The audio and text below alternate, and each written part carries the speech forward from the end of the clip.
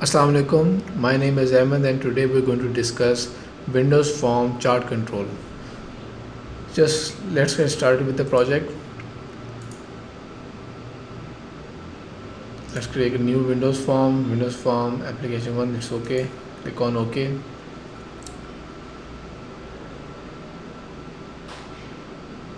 Okay, the project has been loaded now.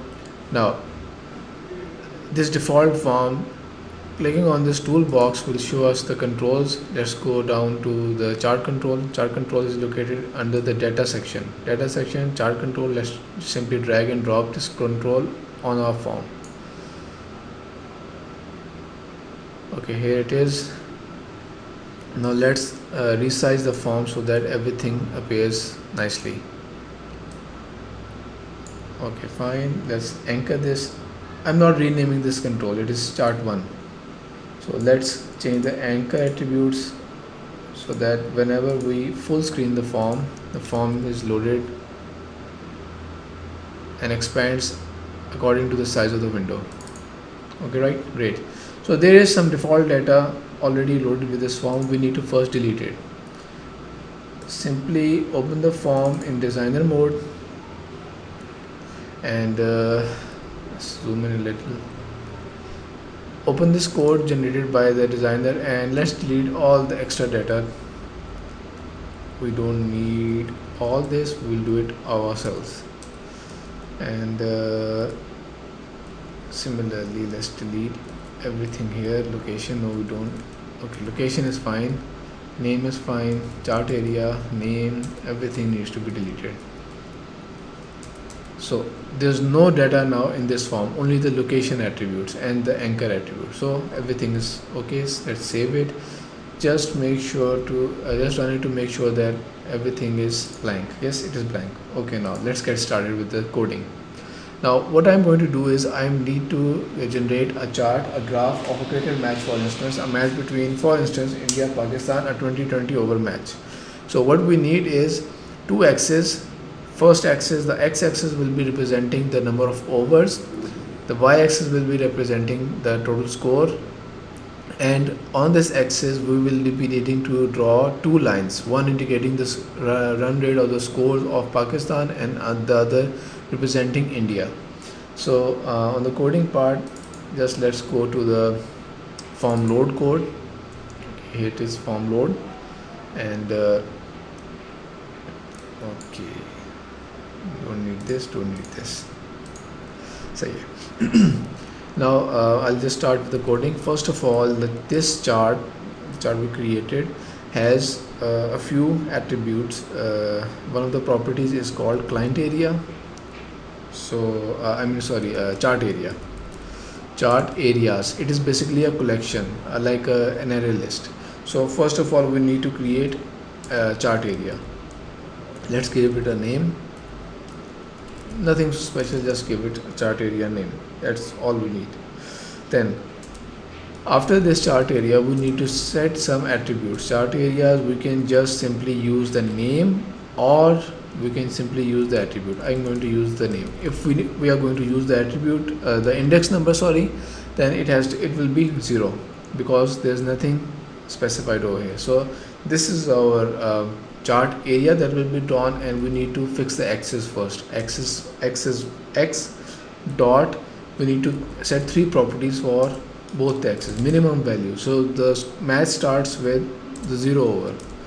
So okay, and then we need maximum number of overs. This is the x-axis, remember, is 20. And then what about the interval?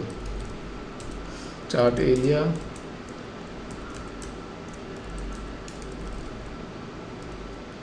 dot axis x dot interval 1. Okay, similarly we need to set the other in the axis also, the axis y dot minimum is 0. Then there is maximum. For the maximum, we are not sure what the maximum score will be, so we leave it and just move on to the interval. Basically this is a jump of scores, so I'm going to give a value of, for instance, I think 15 will be good, or maybe 10.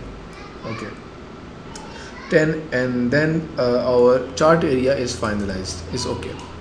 Now let's move on to the other part, that is a series. Series is basically that line that will actually be drawn on this chart. So we need two series, one is for Pakistan and one is for the India run rate scores. So series again a collection, we will add, and what we will add will give it Pakistan. Okay, and then let's go for the next, and the other is India. Okay, let's just run this and see what we have. Okay, we don't have anything, of course, no data at all. Okay, now what we are going to do is that okay, let's add some data now. Chart1 dot series. Now which series we are talking about? First of all, we're talking about Pakistan. Okay, Pakistan dot, first of all, what color do we want it to be represented with? Sorry, this one. What's wrong?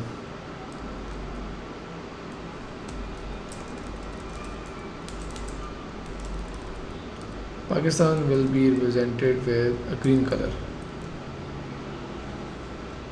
and about India, naturally it will be a blue color, or maybe an orange to differentiate.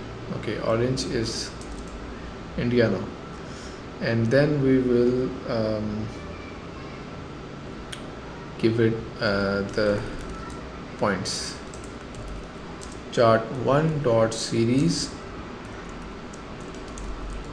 Pakistan, and points. Again, points is another collection, and but we will be using point X and Y. So for the first over, before the match starts, both of these teams having the same 0-0 axis, 0 and 0. Let's run it, and here is our chart. Let's full screen it. So 0, this part is representing the overs, and this part is representing the score. Right now both are at 0-0. Okay, now everything is set, just we need to create after the first over. Pakistan is, for instance, Pakistan is 5, has a score of 5, and after the first over India has a score of 7. Let's run it, and here we can see, but this is different. This is showing column structure. Remember, I haven't changed any chart type, so by default it is always columns. So how to change that? We'll go over here, and chart type. This is basically an enum, and what we need is a line, I guess. Line is good.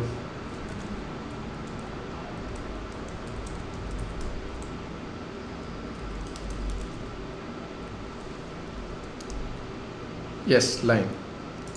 So this is the chart that is drawn now. So I can simply now add some more points, and we will get the result we want. After the second over, Pakistan is on 11, India is on 13. After the third over, we can just simply use a loop and use random functions to generate any score we want. So after the third over, Pakistan is 19 and India is on 17. Let's run it. These are the graphs that are shown. So after the fourth over, Pakistan is, for instance, 27, India is 27. See, both have merged over here. So simply we can just skip most of the overs and just go on to the last over. At the end of the match, for instance, Pakistan has a total score of maybe 207, and India has a total score of 196. So this is the chart that will be shown. Great. So if we draw it realistically, it will look very nice. So I hope you like this tutorial, and you'll make good use of it.